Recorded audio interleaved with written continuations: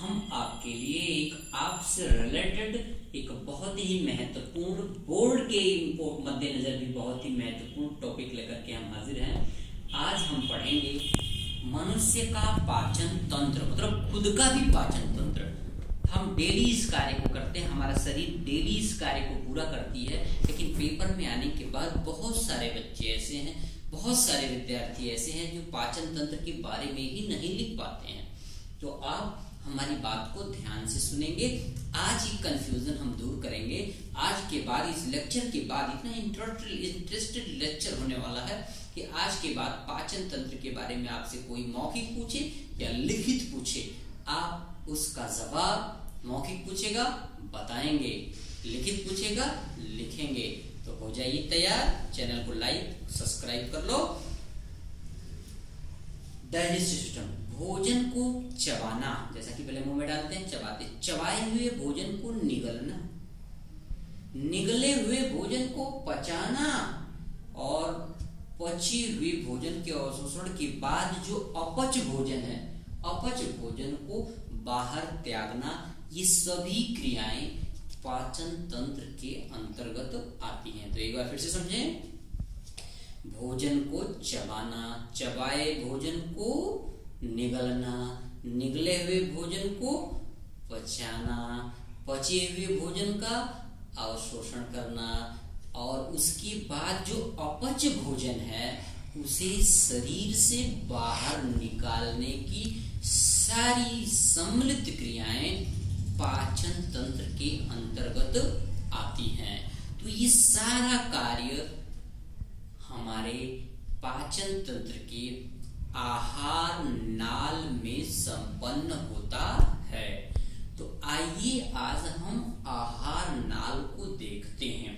आहार नाल का लोग मतलब समझते हैं कि यहाँ जो भोजन निकलते, जो पाइप सी नली सी होती है, यही आहार नाल है। नहीं, आहार नाल आपके मुख से शुरू होकर के, आपके मुख से शुरू होकर के ग्रसनी, मुख, आप देखिए क्रम से, आहार नाल मुख से शुरू होकर के ग्रसनी, ग्रास नली, आमाशय, छोटी आंत और बड़ी आंत, ये सारे के सारे जो भाग हैं ये आहार नाल के ही भाग हैं। अब आज के बाद ये क्लियर करना, आहार नाल सिर्फ लंबी वाली नली नहीं थी, मुंह से लेकर के एनस गुदा तक ये पूरा का पूरा भाग आहार नाल कहलाता है। और आहार नाल बटी हुई है भागों में, वह जो पूरे पाचन तंत्र का हिस्सा होती है, उन सभी हिस्सों में सबसे ऊपरी हिस्सा होता है मुख एवं मुख गुहिका, mouth and buccal cavity. English में साथ के साथ देखते रहे, माउथ एंड बुक्कल कैविटी। दूसरा है ग्रसनी, फायरनिक्स। तीसरा है ग्रास नली। ये सब आहार नाल के ही भाग हैं। ग्रास नली जिसे हम ओइसोफेगस कहते हैं, जिसे आप लंबी सी देखते हैं, वही वाली ओइसोफेगस। चौथा है आमाशय, जिसे इंग्लिश में स्टमक कहते हैं। पांचवा है छोटी आंत, जिसे इंग्लिश में आप स्मॉल इंटेस्टाइन और छोटी आंत की जगह कहीं कहीं क्षुद्र आंत भी लिखा होता है, तो घबराइएगा नहीं। छोटी आंत, क्षुद्र आंत या स्मॉल इंटेस्टाइन।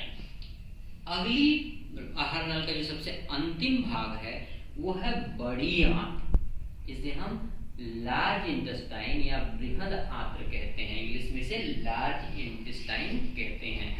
ये लार्ज इंटेस्टाइन सबसे निचला हिस्सा होता है आहार नाल का। आइए अब एक एक करके, थोड़ा थोड़ा करके इनके बारे में जानते हैं, इन सभी भागों के बारे में एक एक करके जानते हैं। पहला भाग है मुख एवं मुख। आप देख रहे हैं मुख, इस मुख में दांत हैं 32, जीभ है, लार ग्रंथियां हैं, ये है आपका मुख या मुख गुहिका। जैसे आप मुंह में भोजन डालते हैं, दांत उसको चबाते हैं, लार उसमें मिलकर के लसलसा एवं चिकना बनाती है, जीभ भोजन को उलट पलट करके दांतों के नीचे लाती है ताकि भोजन पूरी बारीकी से छोटे छोटे टुकड़ों में टूट जाए। और लसलसा होने के बाद जीभ उसे क्या करती है, पहला काम क्या था, भोजन को चबाना, चबाने का काम कहाँ होता है? मुख एवं मुखगुहिका में। अब दूसरा काम है चबाए हुए भोजन को निगलना, चबाए हुए भोजन को निगलना।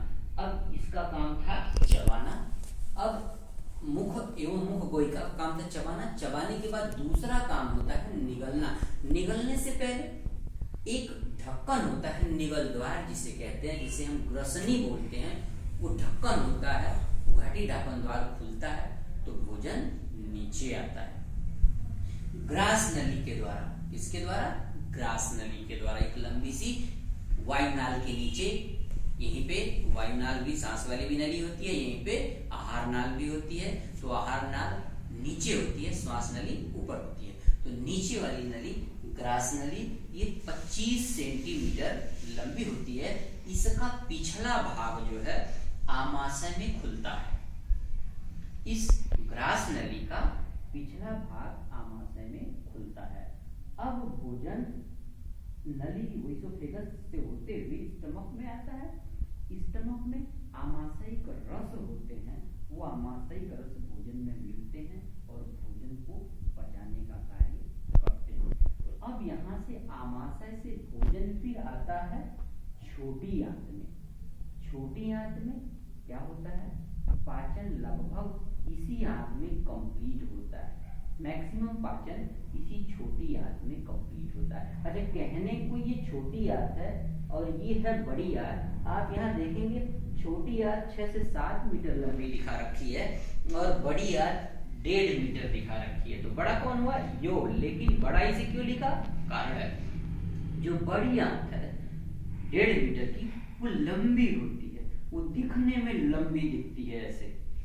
छोटी आंत उन्हीं बड़ी आंत के उदर गुहा के बीच में कुंडलित अवस्था में, जैसे कोई धागा इतना बड़ा है उसे लपेट दो, इतना सा हो जाएगा। तो यही हाल है आपके छोटी आंत का।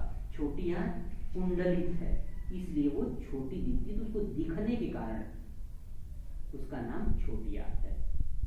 साइज छोटी आंत की बड़ी होती है, लेकिन दिखती है कुंडलित होने के नाते छोटे, इसलिए ये छोटी आंत। और बड़ी आंत साइज में 1.5 मीटर की है, लेकिन वो फैली हुई है, इसलिए वो बड़ी दिखती है, इसलिए इसका नाम बड़ी आंत। उसको बाहर से देखने के कारण इसका नाम छोटी आंत और बड़ी आंत। छोटी आंत में जब भोजन पचता है और अपचित होता है, उसके बाद आता है बड़ी आंत। ये बड़ी आंत का ही भाग होता है आपका मलाशय और गुदा द्वार। यहाँ पर जो कुछ भी पचा हुआ अवशेष रहता है, पचता है। बाकी सारा अपच भोजन इसी का एक निचला भाग होता है मलाशय और गुदा द्वार। मलाशय में जाता है अपच भोजन जो हमारे काम का नहीं होता, और फिर वो गुदा द्वारा, एनस के द्वारा शरीर से बाहर निकाल दिया जाता है। तो एक बार फिर से सुन लें, अगर पेपर में आपका आता है तो इतने से ही आप विस्तार से कैसे लिख सकते हैं इसे ध्यान दें। भोजन मुख एवं मुखगुहिका सबसे ऊपर वाला, ये भोजन को चबाना, इसमें हमारे जीभ, दांत और लार ग्रंथियां शामिल हैं।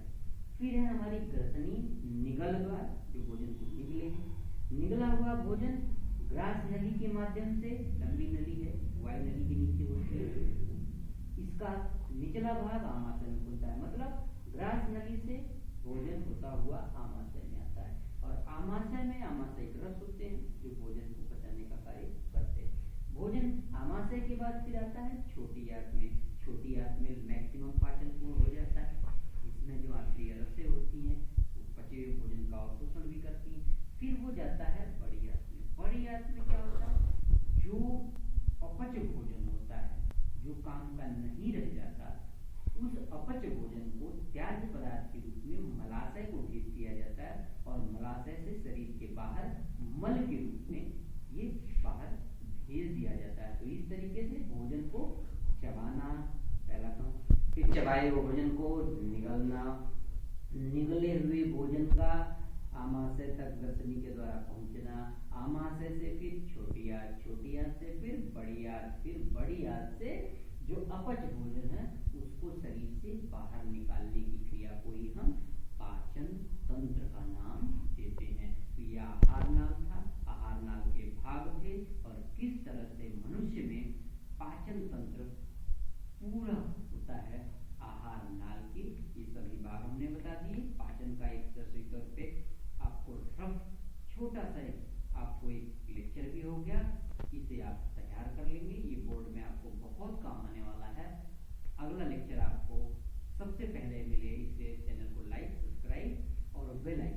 जरूर दबाएं और अपने तैयारी को और बढ़ा दें, क्योंकि जितनी अच्छी